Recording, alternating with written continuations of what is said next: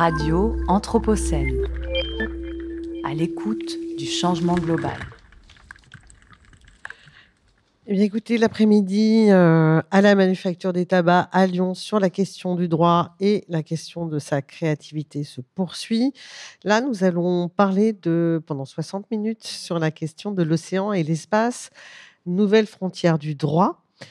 L'espace et l'océan, milieu inhabitable pour notre espèce qui, je le rappelle, est parmi les plus invasives qui soient, attise intérêt en tout genre, de l'exploration à l'exploitation.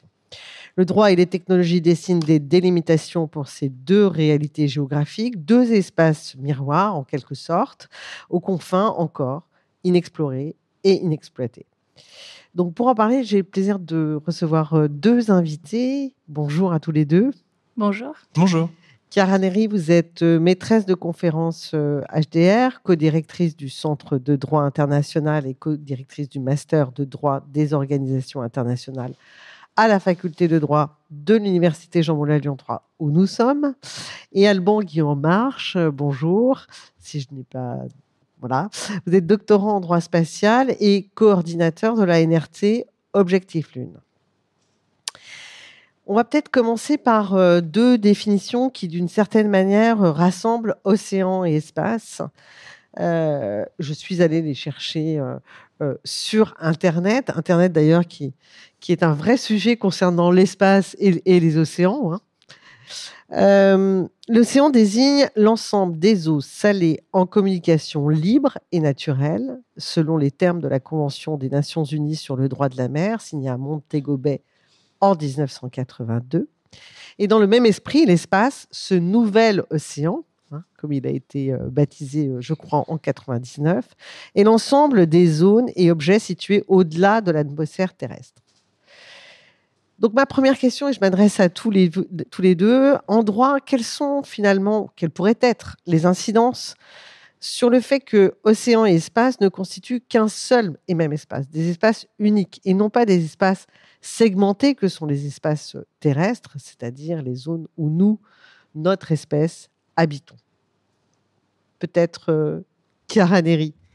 Oui, merci pour votre question. Peut-être que pour apporter un premier élément de réponse, les espaces terrestres sont segmentés, notamment parce que les hommes y ont tracé des frontières. Et malheureusement, l'océan, on aimerait l'imaginer comme un espace de liberté et un espace commun. Mais les hommes ont également tracé des frontières sur les océans, ce qui en fait aujourd'hui un espace qui est également un espace segmenté en fonction des zones qui ont été imaginées par les hommes et également en fonction des activités qui sont réalisées sur ces océans et qui sont réglementées différemment. Donc peut-être qu'on peut faire en revanche un parallèle entre les espaces maritimes internationaux comme la haute mer ou la zone internationale des fonds marins et effectivement l'espace extra-atmosphérique qui ont en commun d'être des espaces qui ne sont pas appropriables par les États. Donc il en reste peu. Je ne sais pas si ça répond à votre question. Si, on voit bien qu'il y a d'un côté cette segmentation physique tangible des espaces terrestres, ce qui n'est pas le cas de l'espace des océans, puisqu'en effet l'eau circule, même si nous avons beaucoup de dénominations différentes, des mers, des océans, etc.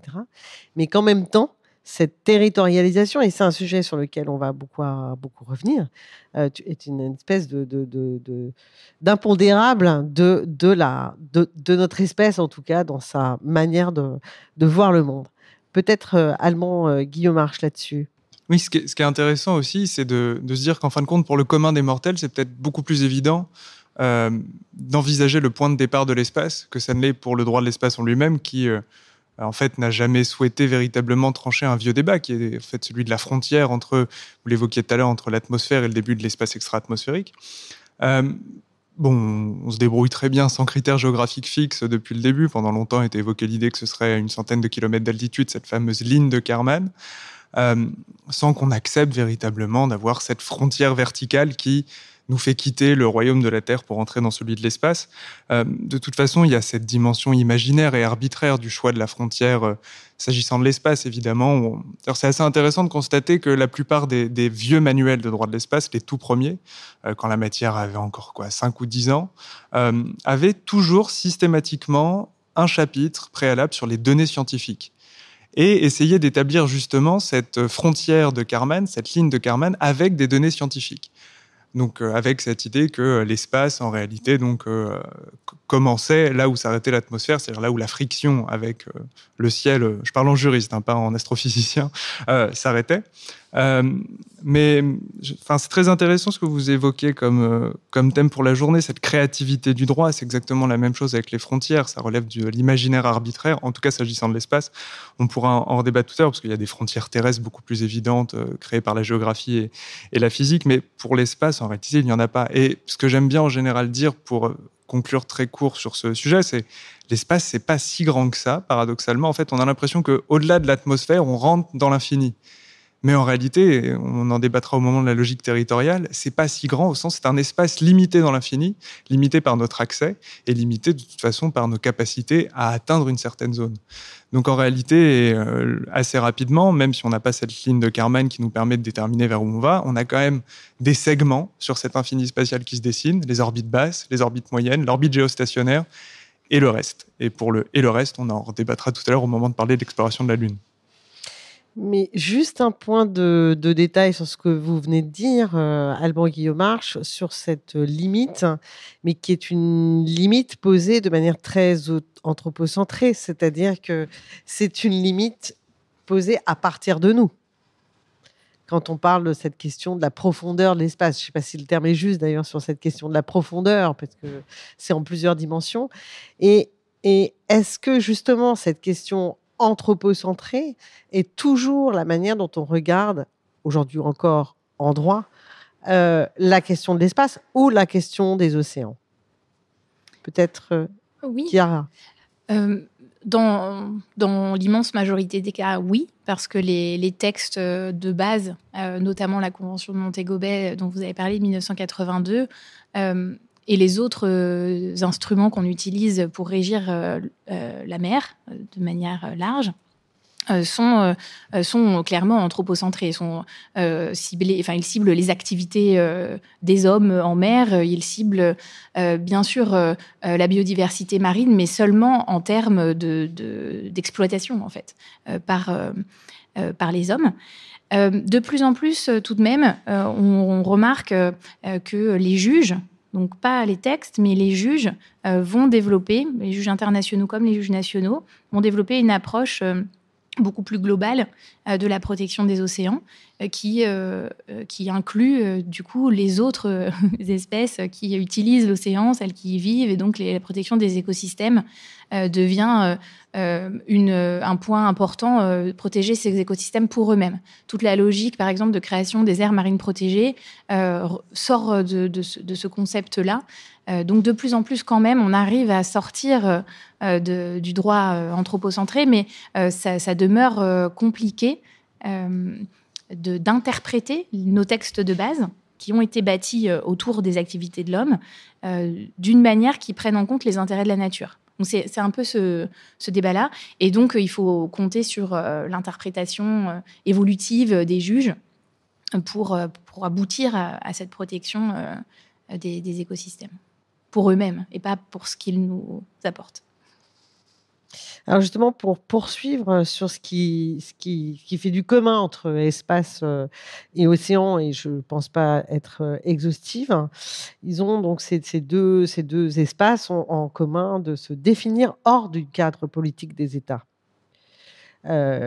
qui ont pour habitude de quadriller justement les espaces terrestres segmentés dont on parlait tout à l'heure, et donc en font des territoires.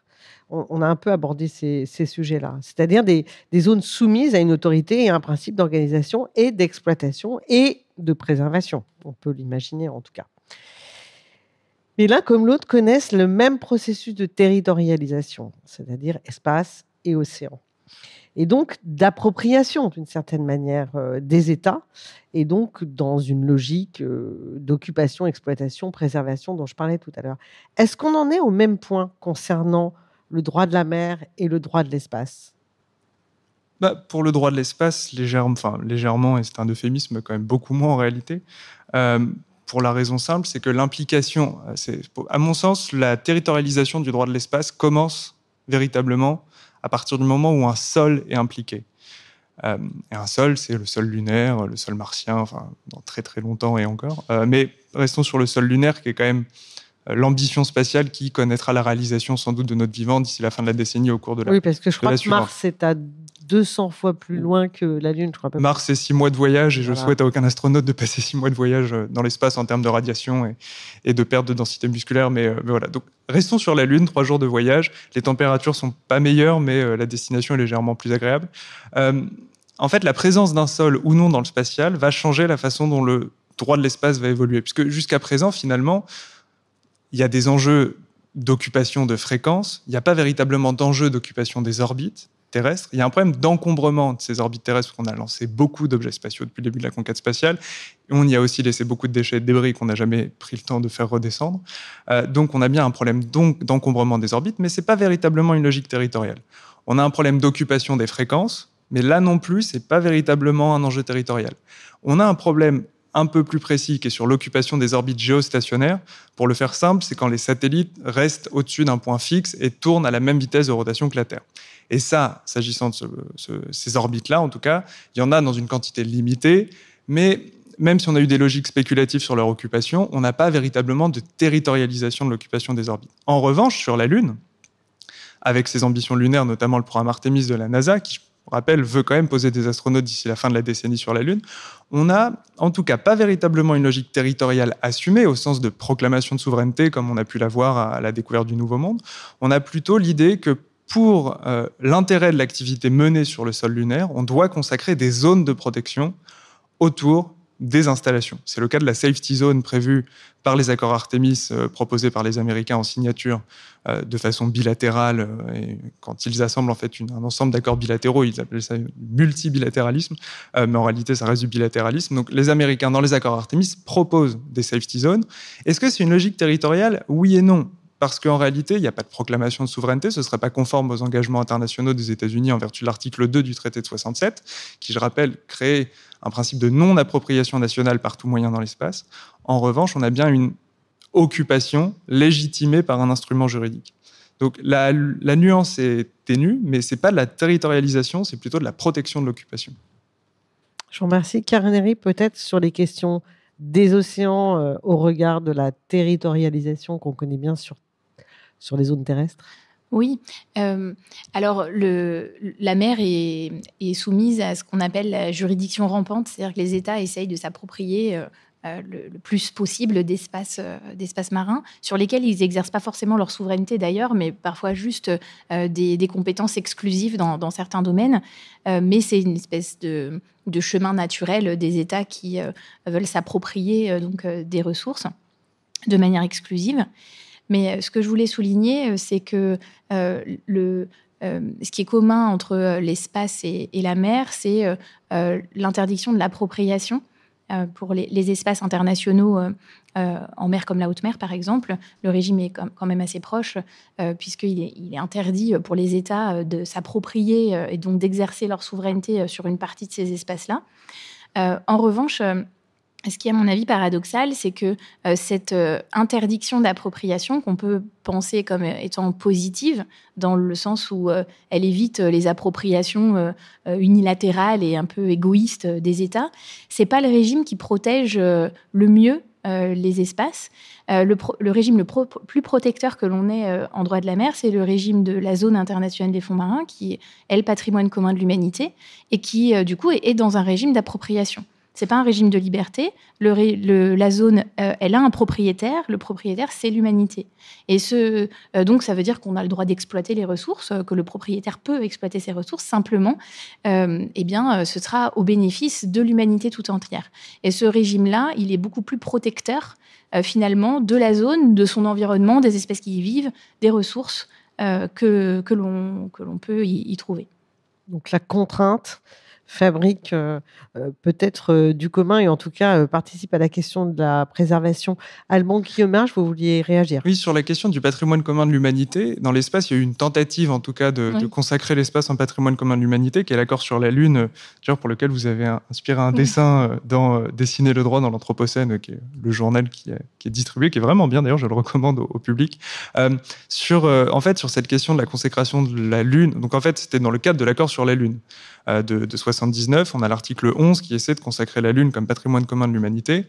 Le traité est entré en vigueur parce que quelques États qui ont une activité spatiale plutôt secondaire ont accepté de s'engager et de consacrer la Lune comme patrimoine commun de l'humanité. Ce qu'il faut constater, c'est que l'accord de 79 n'a été signé ni par les États-Unis, ni par l'URSS en son temps. Et en conséquence de quoi, en fait, oui, on a bien un accord, qui est l'accord de 79, qui nous dit que la Lune et les autres corps célestes sont patrimoine commun de l'humanité, mais si dans les faits, et on en reparlera au moment de l'exploitation des ressources, si dans les faits, la première puissance spatiale mondiale, et à l'époque la deuxième puissance spatiale mondiale, refuse de consacrer la Lune comme patrimoine commun de l'humanité, ça n'en est pas un. C'est là où la géopolitique rattrape le droit. Tout à fait. Alors, on n'a pas parlé de géopolitique parce que ce n'était pas tout à fait notre angle, mais on voit que le poids est considérable, parce qu'en effet, c'est les deux premières puissances, en tout cas en termes de recherche et conquête spatiale, je ne saurais pas le dire, ne signent pas le traité. Il y a ce qu'on appelle un gros problème. Non ? Oui. Et alors, justement, sur la question des océans, quelles sont les grandes puissances ? Quels sont les pays qui ont des domaines maritimes? Je ne sais pas si le terme est exact, et je crois savoir que la France est plutôt dans le peloton de tête. Oui, la France est un des États qui dispose des espaces maritimes les plus vastes. On retrouve également les États-Unis, on retrouve, après selon les revendications, ça peut évidemment changer, mais des grandes puissances maritimes qui, même s'ils ont des façades plus petites, je pense à la Chine par exemple, ont quand même une politique maritime qui est considérable. C'est le cas aussi des États-Unis, c'est un peu moins le cas de la France, qui s'occupe de gérer ces territoires maritimes qui sont extrêmement vastes et qui demandent déjà énormément de ressources. Mais par exemple, les États-Unis ont une vraie politique maritime de protection de la liberté des mers. Et donc, ils vont mener des opérations de manière complètement unilatérale dans des zones qui sont assez loin de leurs côtes pour protéger cette liberté des mers face à des tentatives d'appropriation d'autres États, par exemple de la Chine. Donc, on a des grandes puissances qui sont globalement les mêmes que celles qu'on retrouve dans le monde géopolitique terrestre. Alors justement, je m'attarde un peu sur ces questions de frontières, ces questions de tracés, et notamment sur la question des mers, de l'océan. Très simplement, le niveau monte. Oui. Donc on ne sait pas où commence la mer, où elle avance. Les traits de côte s'effacent dans des endroits extrêmement souvent urbanisés. Vous parliez de la Chine, je pense à la côte est de la Chine, mais pas que, évidemment. Et donc, comment est-ce qu'on redessine, on réactualise en permanence les zones maritimes, comment ça se passe par rapport à cette question qui est à l'œuvre,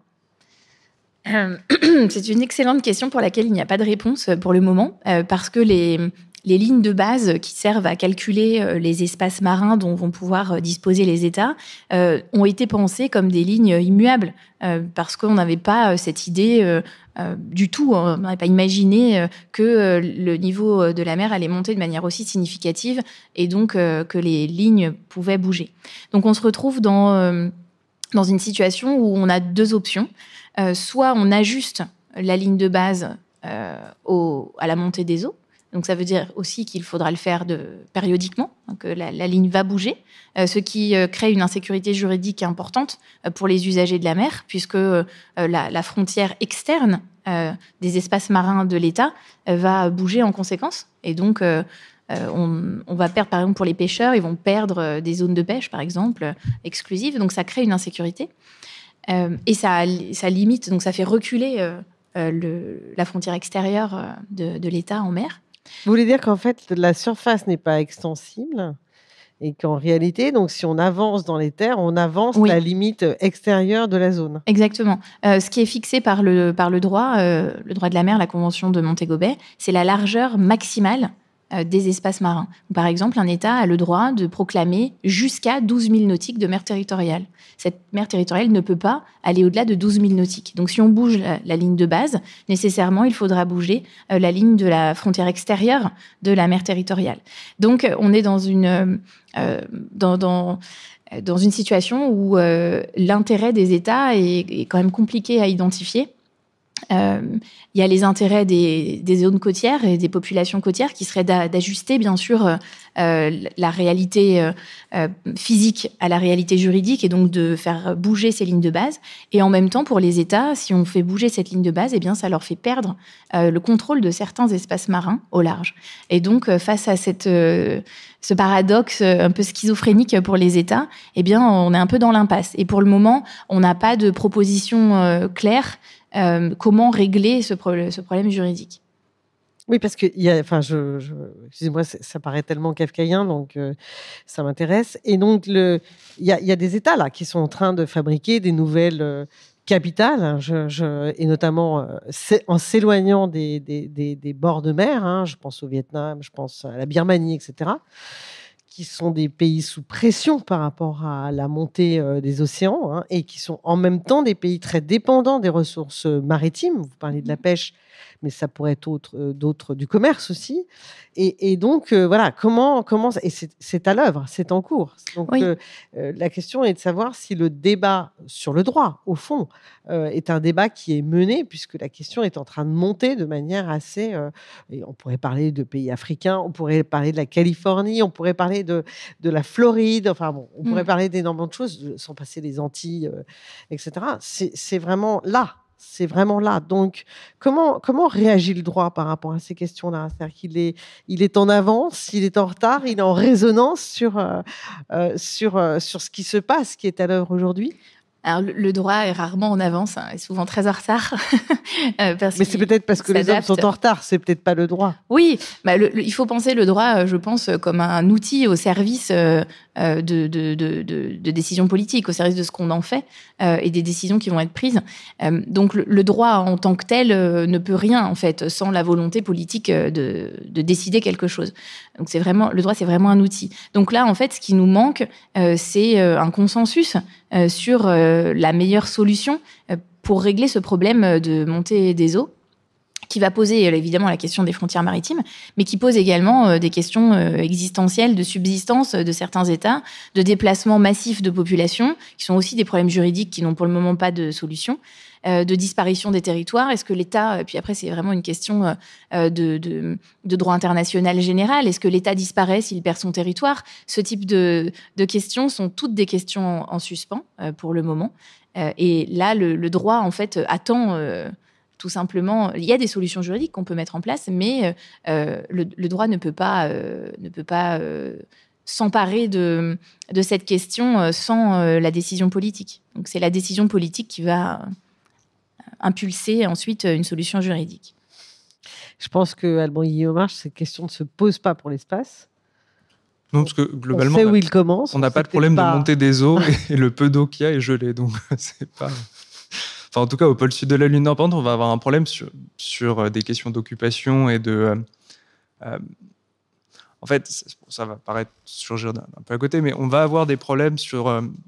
donc, si on reprend les ambitions lunaires dans l'ordre, quand même, pour resituer quand même pour l'auditeur, parce que la communauté spatiale a souvent tendance à oublier qu'en fait, c'est des sujets qui nous intéressent, nous, mais qui sont rarement aussi quand même diffusés auprès du grand public. Et donc, sur la question des ambitions lunaires, d'ici la fin de la décennie et le milieu de la prochaine, on aura plusieurs bases lunaires. Donc, une base lunaire, c'est quelques modules, un gros module ou plusieurs modules assemblés ensemble, avec quelques astronautes à bord, avec des équipes en rotation toutes les semaines, parce qu'on ne peut pas rester indéfiniment dans l'espace.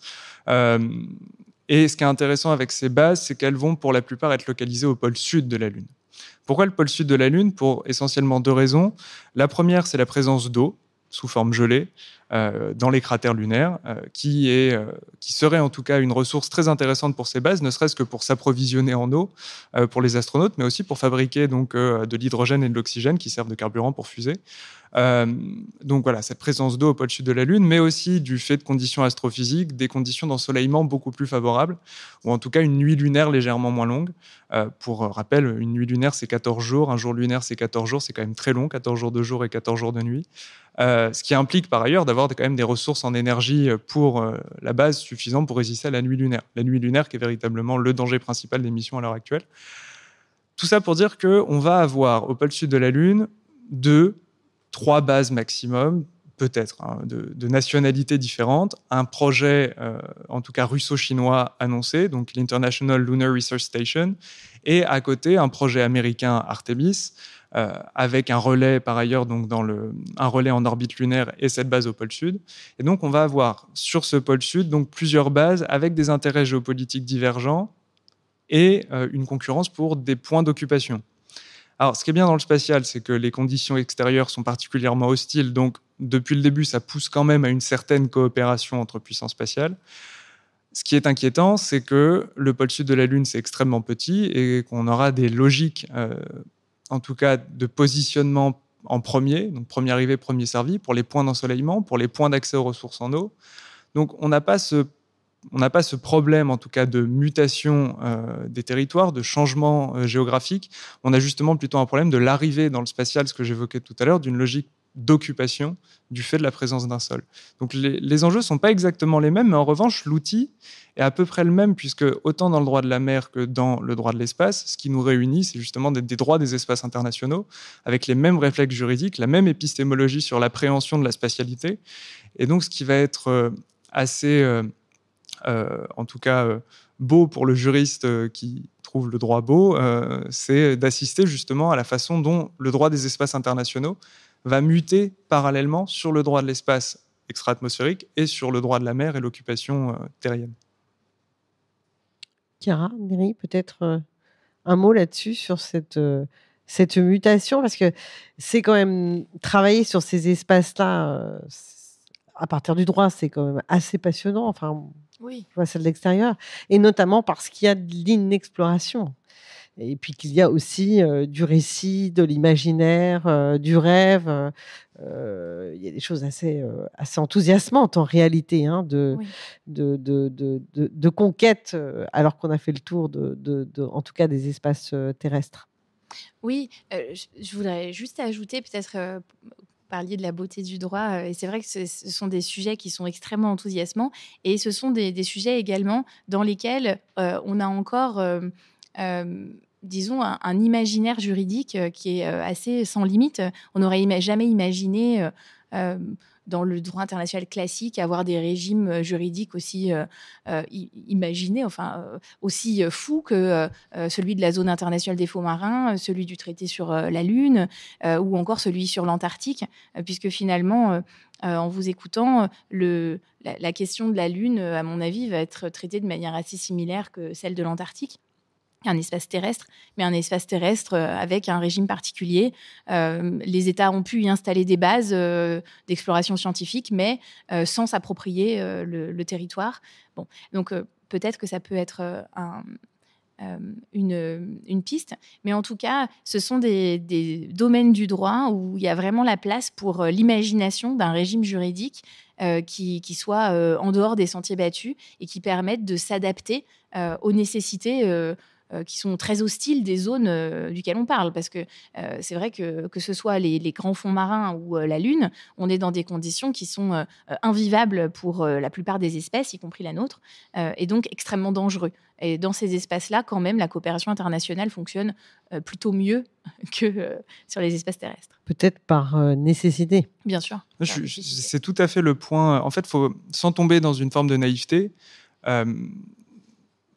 il ne faut vraiment pas postuler le conflit géopolitique. Il y a des conflits d'usage, mais ce qui est intéressant, c'est quand même d'observer que, quel que soit l'espace international en question, il en va tellement de l'intérêt de chacun des États présents autour de la table de trouver un régime commun, de trouver des règles d'utilisation communes, qu'on a beau être les États-Unis et l'URSS en plein milieu de la guerre froide, on s'accorde sur une base quasi bilatérale pour faire 5 grands traités spatiaux en l'espace d'une 30aine d'années, ce qui est quand même un effort juridique prodigieux.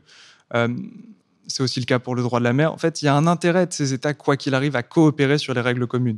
Qu'ensuite, il y a des ambitions géopolitiques et des occupations concurrentes, c'est une autre affaire. Mais en tout cas, il y a bien un effort de coopération préalable. Et c'est ça aussi qui est intéressant sur ces...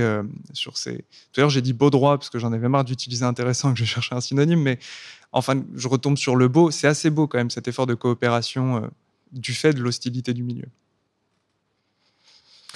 Eh ben, ça nous donne en tout cas un peu de beau moqueur, ce qui est pas mal parce que sur Radio Anthropocène, c'est pas toujours totalement joyeux. Pour continuer sur un sujet, ou plutôt creuser un tout petit peu un sujet que nous avons commencé à aborder, donc il y a cette question des ressources, il y a cette question de l'exploitation des ressources qu'on trouve là aussi dans les deux espaces dont on parlait, océan et l'espace, donc les hydrocarbures, minerais en tout genre, métaux rares. Et puis ce sont aussi des espaces qui sont producteurs de ressources, qui sont eux-mêmes en capacité à produire, et je pense en particulier aux énergies renouvelables, par exemple. Alors là aussi, au croisement de la coopération internationale et du droit, comment sont envisagés ces sujets, donc l'extractivisme d'un côté, j'allais dire un peu plus classique, et de l'autre, la gestion de ces énergies renouvelables dont on dit qu'on va vers elles, on va vers un mix énergétique, non ? Il me semble que c'est annoncé. Alors sur la mer, j'ai beaucoup de choses à dire, peut-être que vous voulez commencer. Non, primauté historique pour la mer. Donc. Primauté historique pour la mer. Alors, la mer et l'énergie, évidemment, c'est un grand débat. Rien qu'en potentialité, en fait, on pourrait, avec les énergies renouvelables marines uniquement, on pourrait couvrir les besoins en électricité de l'intégralité de la planète. De toute l'humanité. Mais ce sont des potentialités parce qu'il faut évidemment que la technologie suive et il faut que les capacités scientifiques suivent et il faut aussi, bien sûr, qu'on ne soit pas dans un mal pour un bien et qu'ensuite on se retrouve avec des dommages environnementaux finalement graves sur les océans. Mais l'énergie marine renouvelable, qu'est-ce que c'est ? Ce sont évidemment les parcs éoliens, c'est la technologie qu'on maîtrise le mieux, mais il y a également l'énergie houlomotrice, donc celle des vagues, il y a l'énergie des courants, l'énergie du vent, l'énergie solaire également, qui est beaucoup plus puissante, comme pour l'éolien. En fait, en mer, on a beaucoup plus de vent, on a beaucoup plus de soleil, on a la réverbération. Et donc, mettre des panneaux solaires en mer, ça produit beaucoup plus d'énergie que si on les met à terre. Donc, c'est une question technologique, mais les potentialités sont énormes. Et puis, bien sûr, on a les énergies fossiles qui sont exploitées en mer depuis maintenant plusieurs décennies et qui sont pour le coup très bien encadrées. C'est-à-dire qu'on a des règles juridiques qui encadrent très bien l'extraction d'énergie fossile et d'énergie qui est liée aux minéraux. Je pense par exemple aux métaux de la zone internationale des fonds marins. Le cadre juridique, là, il existe presque avant la pratique, en fait. Donc, ces activités-là sont très bien encadrées. En revanche, on a plus de problèmes de cadre juridique pour les énergies marines renouvelables, parce que on n'y avait juste pas pensé en 1982 à ces questions-là. Il y a des règles qui régissent les installations énergétiques en mer. Donc, si on veut poser une installation, une île artificielle, par exemple pour faire un parc éolien, il y a des règles dans les conventions, donc ça oui. En revanche, par exemple, si un État souhaite mettre un parc éolien en haute mer, là, on est face à un point d'interrogation qui est important. A priori, c'est un espace de liberté où les États ont le droit de faire passer des câbles, de construire des installations. Mais comment ça va se concilier avec les libertés et les droits des autres États, des États tiers, notamment la liberté de navigation, la liberté de pêche. Évidemment, si vous mettez un parc éolien, il n'est plus possible de pêcher à cet endroit-là. Donc là, on a un gros point d'interrogation qui est lié à la problématique des conflits d'usage dont vous parliez tout à l'heure pour l'espace. La problématique est exactement la même pour la mer. Et c'est le problème des espaces de liberté. Si on dit que les États sont libres de mener des activités licites, bien sûr, dans ces espaces internationaux, nécessairement, on va avoir des problèmes de compatibilité de ces activités entre elles. Mais la potentialité est énorme pour les énergies marines renouvelables. Alban Guillemarche. Sur la question des ressources spatiales, ces dernières années, on est passé d'une perspective sur le sujet à les ressources spatiales, ça relève de la science-fiction ou de l'imaginaire prospectif pour le spatial, à non, c'est une réalité concrète qui peut avoir lieu dans les 2 prochaines décennies, si on est assez honnête, et peut-être la prochaine décennie si on est très enthousiaste. Qu'est-ce qu'on imagine sous ce terme utilisation des ressources spatiales ? Il faut vraiment distinguer 2 types d'usages. Le premier, c'est on récupère la ressource dans l'espace, sur un astéroïde pour le miner, sur la Lune, sur un corps céleste en tout cas, et on les ramène à Terre et on les utilise sur Terre. Ce premier type d'utilisation des ressources spatiales, il n'est pas intéressant à l'heure actuelle pour des raisons de coût, en fait, d'accès à la ressource et ensuite de retour de cette ressource. D'extraction et de retour. Ça coûte quand même assez cher de lancer un objet dans l'espace. Ça coûte tout aussi cher de ramener un objet de l'espace, qui plus est quand on parle de ressources. La semaine dernière, il y a des échantillons qui sont arrivés. On parle de 250 grammes. Pour une exploitation des ressources, on imagine qu'il faudra plus que 250 grammes. Et déjà, rien que le coût du retour de ces 250 grammes était élevé. Ensuite, on a Vous avez le chiffre Bon, je ne vais pas donner d'estimation sans avoir le chiffre exact, mais on est sur un prix très, très élevé.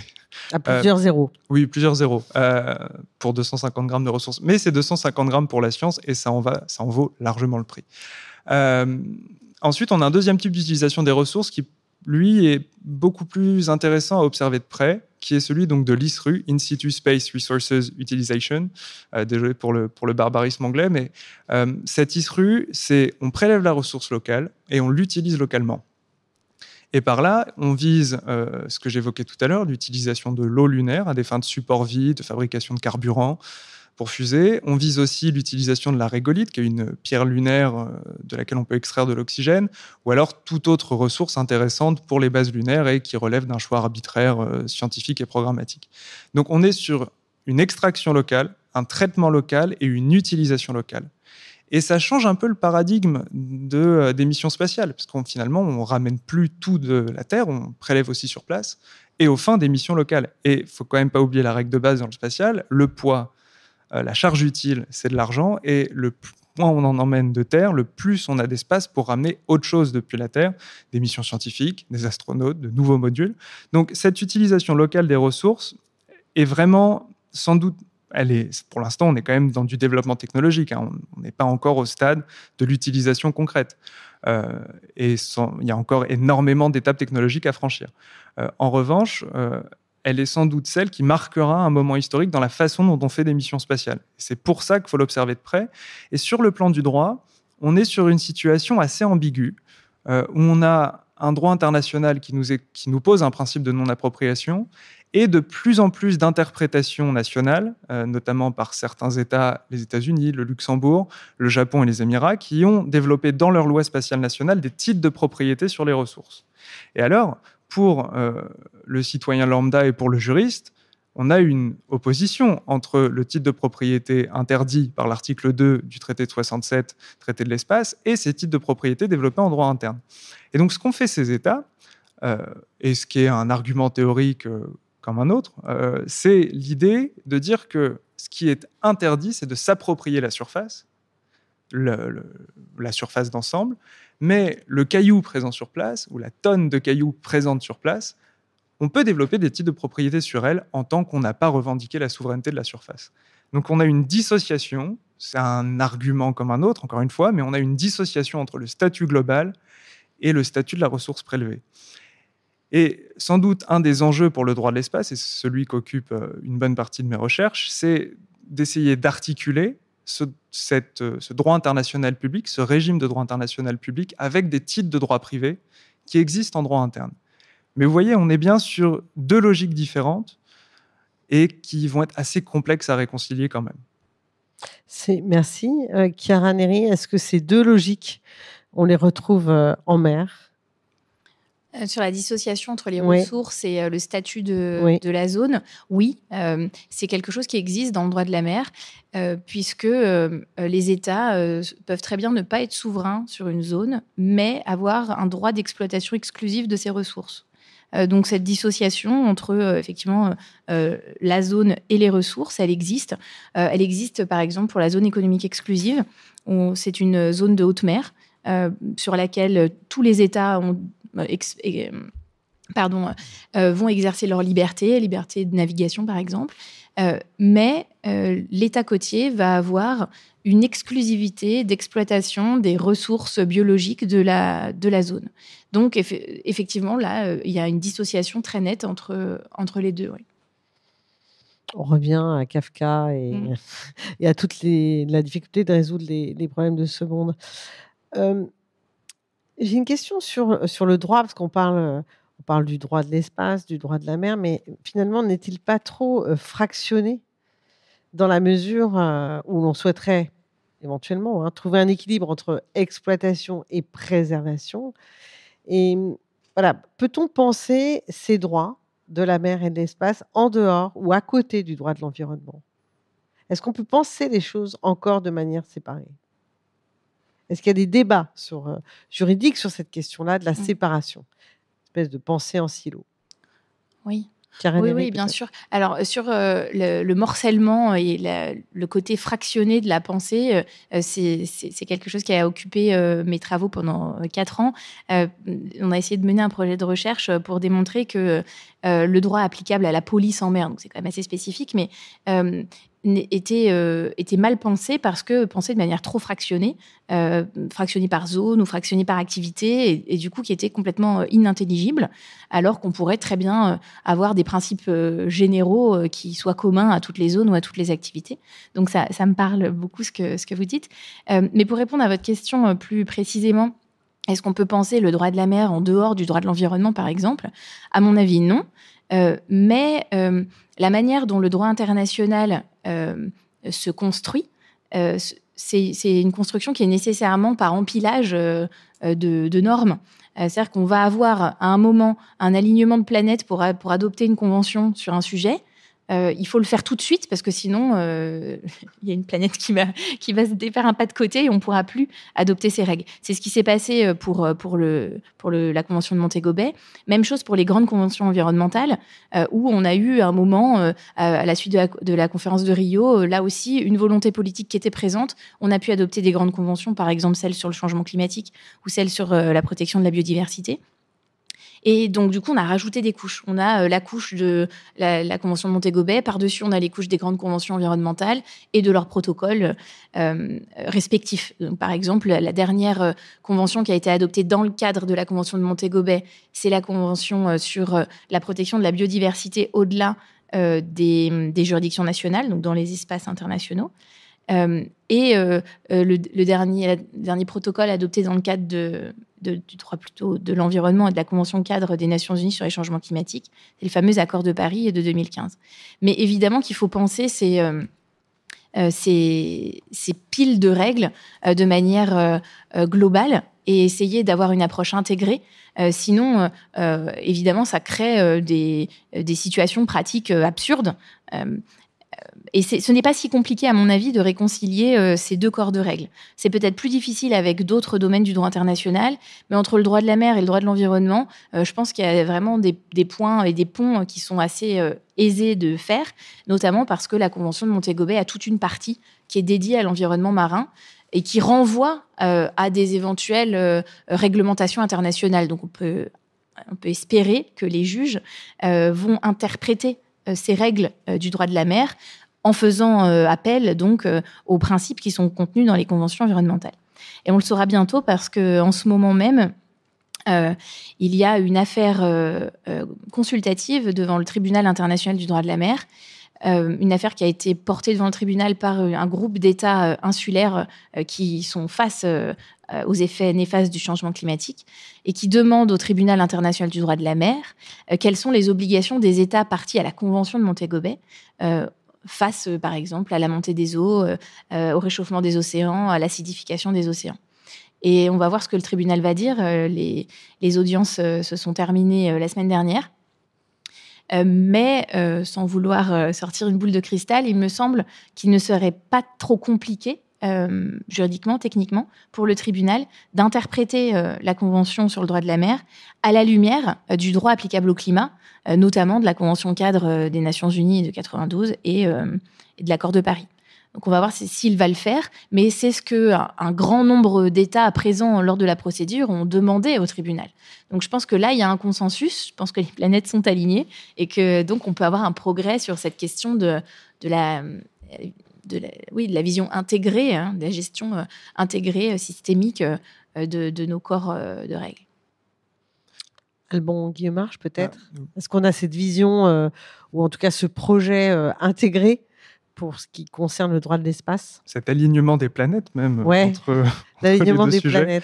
planètes. Il y a deux limites en réalité, qui est quand même la friction classique entre les droits et les faits, et là aussi où en droit international, notamment des espaces, on rencontre une autre limite, c'est celle du nuancier en fait sur les dénominations. Je le prends pour l'espace, on a quand même donc l'article 11 de l'accord sur la Lune qui parle de patrimoine commun de l'humanité. On a l'article 1 du traité de 67 qui nous parle d'apanage de l'humanité. On a un problème en fait sur la dénomination de ces espaces et de ce que ça veut dire clairement. Dans un executive order d'avril 2020, donc la Maison-Blanche nous annonce qu'elle maintient sa position historique sur la qualification de la Lune, c'est-à-dire le refus de la qualifier en Global Commons, et Global Commons avec un S, ce qui, d'ailleurs, dans un correcteur grammatical n'est pas correct, mais je dis ça parce que c'est important, parce que ça rejoint là aussi le nuancier. Vous retirez un S et vous tombez sur un autre régime. Donc, vous voyez, on est en fait sur une gradation de la communauté entre l'espace international, l'espace commun, le commun global, le patrimoine commun de l'humanité, avec des termes qui sont à cheval entre une qualification politique et une qualification juridique. Alors que si on prend une analyse extrêmement précise des faits sur le plan spatial, ne peut que mener à la conclusion que l'espace extra-atmosphérique est un commun. Peut-être pas un patrimoine commun de l'humanité, mais en tout cas un commun, un global common avec ou sans S. Il suffit juste de prendre le cas de l'encombrement des orbites. Même si les lancements sont de la décision même des États ou des entreprises privées qui conduisent au lancement sous autorisation de ces États, l'encombrement des orbites nous concerne tous, toutes les capacités spatiales, des générations actuelles, mais aussi des générations futures. Puisqu'en réalité, la question de l'accès à l'espace et de la présence de ces débris pose aussi la question de l'accès à l'espace pour ces générations futures. Pourra-t-on continuer dans 10 à 15 ans avec un encombrement des orbites à tirer dans l'espace ? Donc, en fait, c'est ça où on a vraiment cette friction entre le droit et le fait. On a le droit qui résiste à qualifier des faits qui sont scientifiquement et politiquement des communs. Et c'est le cas pour le spatial. Sur la question ensuite de la rencontre entre le droit de l'environnement et le droit de l'espace, il y a vraiment deux champs de rencontre. Il y a le champ de rencontre, et on a eu cette semaine la première amende américaine pour débris spatiaux, donc le champ de la rencontre dans l'espace, c'est-à-dire la préservation de l'environnement spatial, où les enjeux ne sont pas exactement les mêmes que sur Terre, puisque à défaut de découverte précise de vie dans l'espace, il n'y a pas véritablement d'environnement vivant à protéger, il y a plutôt la préservation de possibilités d'accéder, d'explorer, de découvrir et d'exploiter l'espace pour les générations futures. L'eau sur la Lune est présente en quantité relativement limitée. L'utiliser dans les 2 prochaines décennies, c'est empêcher les futures bases lunaires de pouvoir l'utiliser. Donc, vous voyez, on a des enjeux communs, mais là où le droit de l'espace peut se faire beaucoup plus rapidement rattraper, ou en tout cas beaucoup plus rapidement rencontrer, c'est plus positif dit comme ça, le droit de l'environnement, c'est tout simplement sur les effets terrestres aussi de l'exploration spatiale et de l'industrie spatiale. Et là, il y a une réflexion qui est menée dans le cadre du droit. On l'a vu au moment où on a eu le premier essai Starship d'Elon Musk, les dégâts environnants et les débats qui ont eu lieu sur l'encadrement tout simplement de ces lancements et de leur impact environnemental. Et on a aussi donc toute une réflexion qui est menée en dehors du droit, au sein de l'industrie spatiale et au sein des agences spatiales, sur la compatibilité et l'organisation de cette compatibilité entre la volonté d'espace, l'envie d'espace et un monde en réchauffement. Et on a vraiment un travail qui est fait. Je souligne en France un travail actuel qui est mené par l'association Aérodécarbo avec l'association pour un réveil écologique sur justement l'impact environnemental de l'industrie spatiale. Et ils vont bientôt sortir leur rapport. Et ce sera assez parlant, en tout cas, sur la façon dont on repense l'espace au XXIe siècle. Donc il y a le droit, mais il n'y a pas que le droit, il y a aussi toute cette réflexion politique sur l'adéquation entre nos activités industrielles et technologiques et les évolutions climatiques et environnementales. Alors justement, vous avez Il y a plusieurs sujets qui me viennent à l'esprit. Il y a cette question effectivement des déchets, et ça, pour le coup, les débris, les déchets, le reste en tout cas, ça envahit les deux espaces dont on parle, donc l'espace spatial et l'espace de la mer. Donc comment cette chose-là est régie? Et puis j'avais une toute autre question, c'est la question du privé, des entreprises privées, puisqu'on le voit bien aujourd'hui, certaines d'entre elles ont des moyens directs extrêmement colossaux et peuvent être tentées, vous avez évoqué Elon Musk par exemple, d'aller plus loin au fond ou d'aller plus loin dans l'espace. Comment le droit, justement, à partir de la réflexion que vous faites sur la question des communs, vous avez parlé tous les deux des communs, du patrimoine de l'humanité, enfin voilà, en tout cas d'espace de l'humanité, comment le droit en fait offre une frontière ou pas à la perméabilité de très très grandes fortunes privées. Chiara Derry peut-être. Sur la question de la privatisation, vous aviez une autre question juste avant. Les déchets. Je dirais que la privatisation est peut-être la première des questions. Alors, sur la privatisation, il y a des enjeux, évidemment, de privatisation en mer, mais je pense qu'ils sont assez différents de ceux que l'on a dans l'espace, puisque pour le moment, jusqu'à récemment, sans la puissance d'un État, il était quand même impossible d'avoir des activités dans l'espace. Maintenant, les choses changent. La mer, c'est plutôt l'inverse, en fait. Les activités privées sur les espaces marins ont toujours existé, et les activités étatiques aussi. Ce qui change, l'enjeu de privatisation que l'on a en mer, c'est plus un enjeu de sécurité.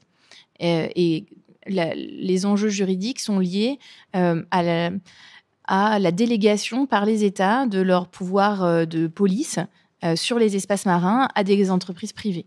Donc ça, on a là un enjeu de privatisation qui est compliqué à appréhender par le droit, parce que si les États acceptent, par exemple, que des sociétés militaires privées luttent contre la piraterie, ou que une entreprise privée gère une aire marine protégée en leur nom, eh bien, on se retrouve avec des agents privés qui vont exercer des prérogatives de puissance publique, si je puis dire, et qui sortent un peu des règles prévues par le droit de la mer. Donc là, on va avoir des problèmes aussi tout simplement d'attribution de la responsabilité. S'il y a la violation d'un droit, qui est responsable? Est-ce que c'est l'entreprise privée? Est-ce que c'est l'État qui a confié ce pouvoir? Donc c'est plus dans ce sens-là qu'on va avoir des enjeux de privatisation en mer.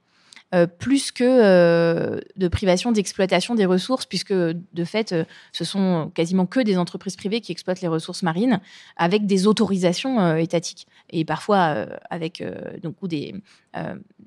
le fait de payer des permis d'exploitation aux États qui sont responsables de ces ressources. C'est plus en ce sens. Et peut-être sur les déchets, sauf si vous voulez qu'on traite cette question d'abord et les déchets après. Non, allez-y. Allez-y, je pense. Sur les déchets, alors oui, on a des obligations en matière environnementale en droit de la mer. Il y a des obligations générales qui sont contenues dans la Convention de Montego Bay.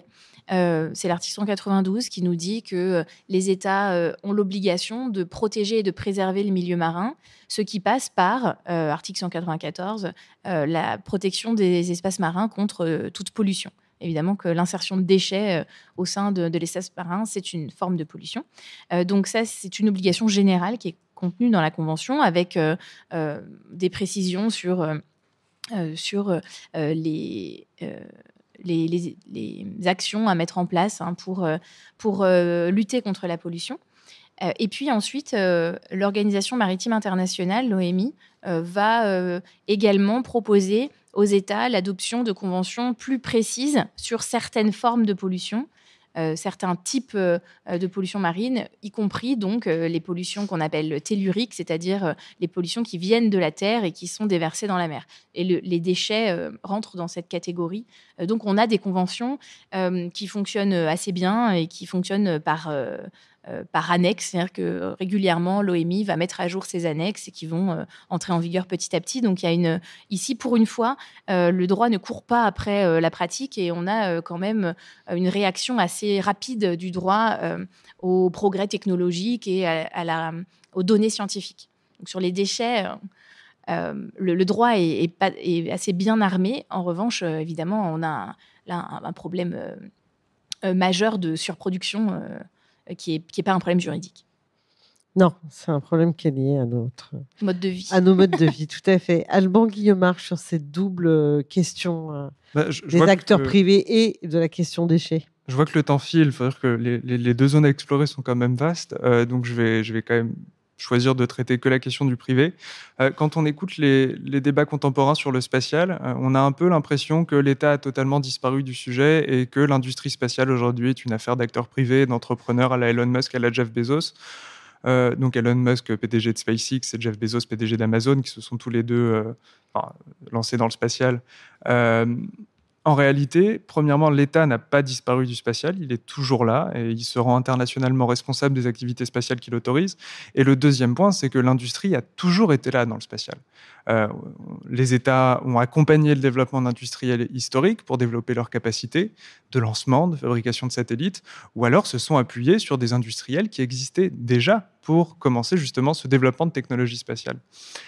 Ce qui mène donc à la question de qu'est-ce que la place du secteur privé dans le spatial aujourd'hui ? Donc on a ce thème politique du New Space, qui est un mot qu'on voit utilisé à tort et à travers, alors que le New Space désigne déjà pas l'ensemble de l'évolution du spatial contemporain, seulement son évolution économique, et ne désigne même pas toute l'économie spatiale contemporaine. En fait, par New Space, on entend globalement trois choses. La diversification du financement des activités spatiales, c'est-à-dire qu'on ne repose plus uniquement sur le financement de l'État, on fait aussi appel aux levées de fonds, à la capitalisation, à d'autres modes de financement plus classiques. Le deuxième point, c'est l'arrivée de nouvelles activités dans le secteur spatial et des activités essentiellement tournées vers le service, l'exploitation des images satellitaires, la revente de données spatiales. Et le troisième point, donc on a un transfert du risque de l'innovation du privé au public. Mais encore une fois, ça c'est une part seulement partielle de la nouvelle économie spatiale. L'État est toujours présent, on a toujours une responsabilité des États, on a toujours la présence d'agences qui pilotent des projets, on a toujours l'État pilote de l'exploration spatiale sur les grands programmes scientifiques. L'espace n'est pas qu'économique, il est aussi scientifique, il est sur la recherche, il est sur le développement de technologies, et certaines, oui, sont réalisées et déléguées au secteur privé. Mais en tout cas, on est bien toujours sur cette double dynamique spatiale publique, spatiale privée. Et j'aimerais quand même aussi rappeler que même si l'économie spatiale est un sujet qu'on retrouve beaucoup dans les médias, il ne faudrait quand même pas oublier toute la géopolitique scientifique derrière et toutes les découvertes qu'on fait au quotidien, ne serait-ce qu'avec James Webb qui a été lancé, James Webb qui s'est positionné, l'arrivée de ces échantillons la semaine dernière, la découverte par le rover indien de certains métaux sur la Lune. Enfin, c'est fabuleux l'ensemble des découvertes scientifiques qu'on fait sur ces 20 dernières années. Et certes, il y a une économie spatiale, il ne faut pas oublier son poids politique, son poids environnemental, puisqu'on est aussi quand même sur Radio Anthropocène, mais il ne faut pas oublier aussi que l'espace et aussi l'exploration de la mer répondent à une vieille question qui est celle de qu'est-ce qu'on fait là, où va-t-on et comment on y va. Ah, alors là, je vous laisserai chacun d'entre vous répondre à cette question-là. En tout cas, je vous remercie tous les deux, Chiara Neri et Alban Guillemard. Et puis, je vous quitte avec cette image d'Épinal qui relie ces deux espaces, qui est celle du marin qui lève la tête au ciel, qui repère les astres pour pouvoir se diriger à peu près proprement, en tout cas de manière la plus sécure possible. Je vous remercie beaucoup. Au revoir. Merci. Radio Anthropocène. À l'écoute du changement global.